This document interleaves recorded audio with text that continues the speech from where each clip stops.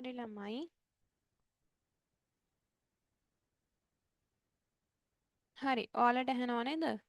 අපි පටන් ගමු. අද තියෙන්නේ ඔන්න තුන්වෙනි වාරයේ අලුත් පාඩමක් තමයි අද පටන් ගන්න හදන්නේ.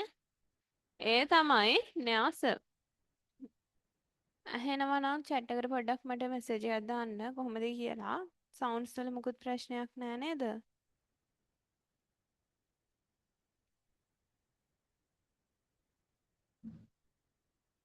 හරි. පටන් ගමු. මාතෘකාව ලියන්න න්‍යාස.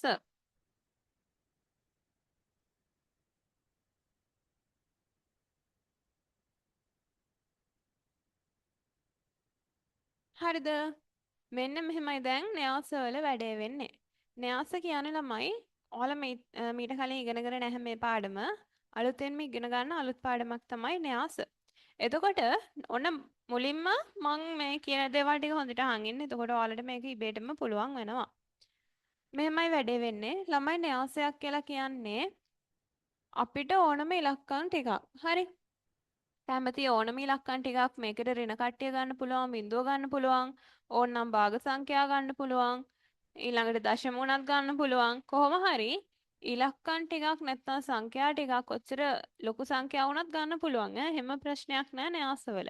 එතකොට සංඛ්‍යා සමූහයක් ඍජුකෝණාශ්‍රයක හරි සමචතුරාශ්‍රයක ආකාරයට හරි ලිව්වොත් එහෙම අන්න එයාලට තමයි කියන්නේ න්‍යාසයක් කියලා. දැන් මේක වටේට කොටුවක් ඇඳොත් එහෙම ඔයාලට නිකන් දල වශයෙන් පේන හැඩය මොකද කියන්නේ? ඍජුකෝණාශ්‍රයනේ. ඒ වගේ එහෙම හරි නැත්නම් සමචතුරාශ්‍රයක් ආකාරයට හරි. මම තව එකක් ලියනවා මෙන්න මෙහෙම. ඔය වගේ සමචතුරාශ්‍රයක් ආකාරයට හරි ලිව්වොත් ඉලක්කම් සමූහයක් අන්න එයාලට තමයි කියන්නේ ළමයි න්‍යාසයක් කියලා. එතකොට න්‍යාසයක් අනිවාර්යෙන් අපි කොටු වරහනකින් මෙහෙම වට කරන්න ඕනේ. න්‍යාසයක් අනිවාර්යෙන් කොටු වරහනකින් වට කරන්න ඕනේ. ඊට අමතරව එයාව කැපිටල් කැමති ඉංග්‍රීසි අකුරකින් නම් කරන්න ඕනේ. කැපිටල් අකුරකින් තමයි ළමයි න්‍යාස නම් කරන්නේ. හරිද? එතකොට කොටු වරහනකින් වට කරන්න ඕනේ සහ කැපිටල් ඉංග්‍රීසි අකුරකින් න්‍යාසයක් නම් කරන්න ඕනේ. ඊළඟට ළමයි මෙන්න මෙහෙම වැඩක් තියෙනවා. දැන් ඔය කොටු වරහන ලියද්දි මෙහෙමනේ හරියටම කොටු වරහන ලියන්නේ. ඕක කොහොම ඕක තමයි හරි එක. දැන් අපිට හැමතිස්සෙම ඔය කොටු වරහන දාන්න බෑ වෙලා යන නිසා. ඒ හින්දා මෙහෙම දැම්මත් ප්‍රශ්නයක් නැහැ. ඔයාලට වෙලාව නැත්තම් මෙහෙම දැම්මත් ප්‍රශ්නයක් නැහැ. ඔයාලගේ මට්ටමට ඒක ලොකුවට බලපෑමක් නැහැ. හරි? ඒ නිසා මේ වරහන් තුනෙන් ඕන එකක් පාවිච්චි කරන්න පුළුවන්. හැබැයි ළමයි සංගල වරහන පාවිච්චි කරන්න එපා. මොකද මේක කුලකවලදී තමයි අපි සංගල වරහන පාවිච්චි කරන්නේ. ඒ නිසා න්‍යාසවල සංගල වරහන පාවිච්චි කරන්න එපා. මේ වරහන් තුනෙන් ඕන එකක්. ඕන බලන්න න්‍යාසයක අපිට ඉගෙන ගන්න තියෙනවා මුලින්ම වචන ටිකක්.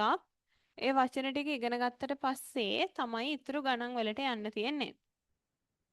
ඔන්න බලන්න න්‍යාසයක මොනවද මේ ඉගෙන ගන්න තියෙන අලුත් වචන ටික කියලා. ළමයි අපි දැනගන්න ඕනේ පේලි කියන්නේ කවුද කියලා. පේලි කියන්නේ හරහට තියෙන කට්ටිය. හරිද? පේලි ඉන්නේ මේ පැත්තට. තීරෝ ඉන්නේ මෙන්න මේ පැත්තට. තීරු කියන්නේ මේ පැත්තට ඉන්න කට්ටිය තීර. හරි.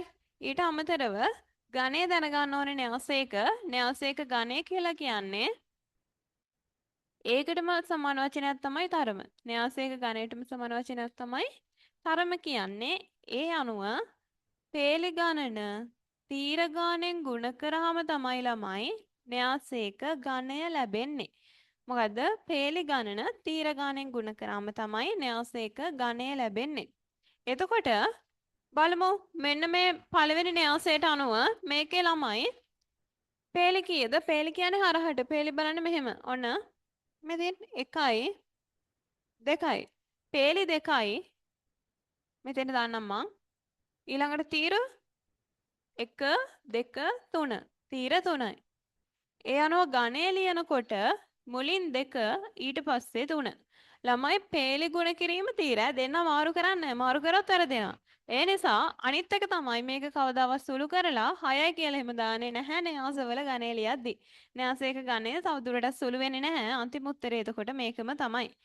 මතක තියාගන්න ඕනේ ඒ කියන්නේ න්‍යාසයක පේලි අඳුර ගන්න පුළුවන් වෙන්න ඕනේ. තීර අඳුර ගන්න පුළුවන් වෙන්න ඕනේ. සහ ගණය කියන්නේ මොකද්ද කියලා අඳුර ගන්න පුළුවන් වෙන්න ඕනේ. ලේසින වැඩේ පොඩි දෙයයි තියෙන්නේ. හරි. ඒ අනුව මේකේ ඔන්න ගණය ලියන්නේ මෙන්න මේ වරහනේ යටින් පොඩියට ලියන්න ඕනේ ගණය මේ විදිහට. එතකොට මේකේ ළමයි කීයද උත්තර ඕනේ? පේලි 2යි මුලින් පේලි තීරත් 2යි ගණේ ලියන්නේ 2 ගුණ කිරීම 2. මේක කියවන්නේ ළමයි 2 2 න්‍යාසයක්. මේක එතකොට 2 3 න්‍යාසයක්. හරි?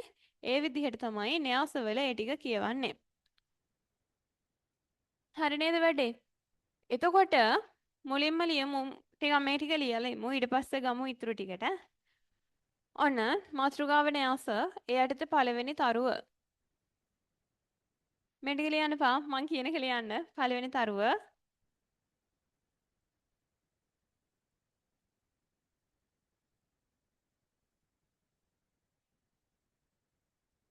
සංඛ්‍යා සමූහයක්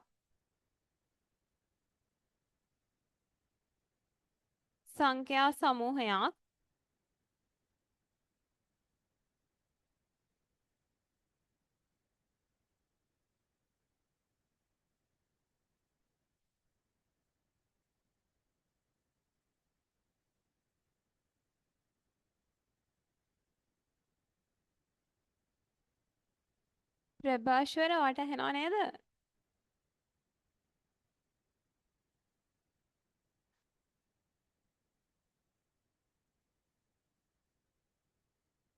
මේ මං චුට්ටක් පරක්කු වෙන නිසා මේ මුල් ටික පටන් ගත්තා. හරිද? ඒක රෙකෝඩ් වෙන්න දැම්මා. ඔයාට ඒක රෙකෝඩින් එක එවන්නම්. මේ දැනට මං ඒක මේ ටක් ගාලා මතක් කරලා දෙන්නම් මොනවද කිව්වේ කියලා. ඊට පස්සේ මෙතන ඉඳන් නෝට් එක ලියන් යන්න. අද පටන් ගත්තේ තුන්වෙනි වාරයට ඕන පාඩමක් න්‍යාස කියන පාඩම. හරිද? ඒක මුලින්දම්ම පටන් ගත්තේ.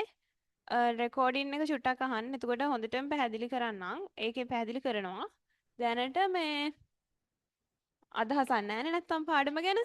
ඒ නිසා මේ කියලා දෙන්නම් ඈ. දැනට පොඩ්ඩක්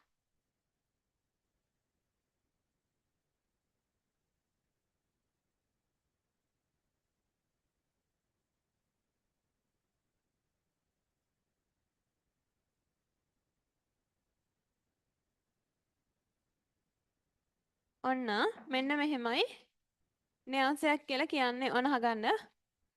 මේ ළමයි න්‍යාසයක් කියලා කියන්නේ මොකක් හරි ඉලක්කම් සමූහයක්. ඉලක්කම් ගන්න පුළුවන්, මේකට සංඛ්‍යා ගන්න පුළුවන්. එතකොට ඍණ සංඛ්‍යා ගන්න පුළුවන්, ධන කට්ටිය ගන්න පුළුවන්, බිඳුව ගන්න පුළුවන්, භාග දශම ඕන එකක්. හරි? මෙන්න මේ වගේ ඉලක්කම් ටිකක් කොටුවක් හැදෙන විදිහට. ඒ කියන්නේ එක්කෝ ඍජු කෝණාශ්‍රයක හරි නැත්නම් සමචතුරාශ්‍රයක ආකාරයෙන් හරි ලිව්වොත් තමයි අපි යාට කියන්නේ න්‍යාසයක් කියලා. එතකොට මෙන්න මේ න්‍යාසයක් ළමයි අනිවාර්යෙන් අපි කොටු වරහනකින් වට කරන්න ඕනේ. කොටු වරහන මෙන්න මෙහෙම පාවිච්චි කරන්න පුළුවන්. හරියටම කොටු වරහන ලියන්නේ. ඔහොමනේ. අපිට ඒ වුණාට හදිස්සියට මේක ලියලියා ඉන්නකොට මේක ලියවෙන්නේ නැහැ. මෙන්න මෙහෙම ලිව්වත් ප්‍රශ්නයක් නැහැ. නැත්නම් මෙන්න මෙහෙම ලිව්වත් ප්‍රශ්නයක් නැහැ. මේ වරහන් තුනෙන් ඕනෙම එකක් පාවිච්චි කරාට ගැටලුවක් නැහැ ඔයාලගේ මට්ටමේදී. මේ හැබැයි ළමයි සංගල වරහන් අපි පාවිච්චි කරන්නේ නැහැ කොයිම වෙලාවකවත්. මොකද මේක පාවිච්චි කරන්නේ කුලක පාඩමේ නිසා. කුලක වලට තමයි සංගල වරහන දාන්නේ. මේ ඊට අමතරව සංගල වරහන් නැතුව මේ වරහන් තුනෙන් ඕන එකක් මේකට පාවිච්චි කරන්න පුළුවන්. එහෙම ප්‍රශ්නයක් නැහැ. හරි? එතකොට කියා හිටිය මේක න්‍යාසයක් අනිවාර්යෙන් කොටු වරහනකින් වට කරලා කැපිටල් කැමති ඉංග්‍රීසි අකුරකින් නම් කරන්න ඕනේ. ඊට පස්සේ මෙන්න මෙහෙම හරහට තියෙන කට්ටියට අපි නමක් කියනවා පේලි කියලා. කෙලින් මේ සිරසට තියෙන කට්ටියට අපි නමක් කියනවා තීර කියලා. මේ පැත්තට හිටියොත් තීර, මේ පැත්තට හිටියොත් පේලි. ළමයි මේකේ ඒ අනුව පේලි කීයක් තියනවද? මේ හරහට හිටියොත් පේලිය 1යි 2යි. පේලි 2යි. තීර 1යි 2යි 3යි. තීර 3යි. මේක කීයද? 1යි 2යි පේලි 2යි.